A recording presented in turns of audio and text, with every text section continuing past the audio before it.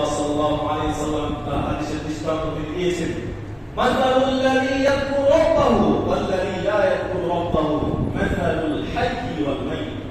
যারা আল্লাহকে স্মরণ করে আর যারা আল্লাহকে স্মরণ করে না, এদের দৃষ্টান্ত হলো যে ব্যক্তি আল্লাহর জিকির করে, আল্লাহকে স্মরণ করে, সে হচ্ছে জীবিত মানুষ। আর যে আল্লাহকে স্মরণ করে না, জিকির করে না, সে হচ্ছে মৃত মানুষ।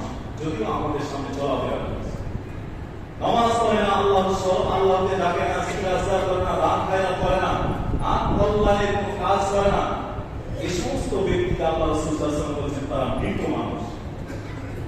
এই শরীরের হাত পা অঙ্গ প্রত্যঙ্গ তার কোন কাজে আসে না।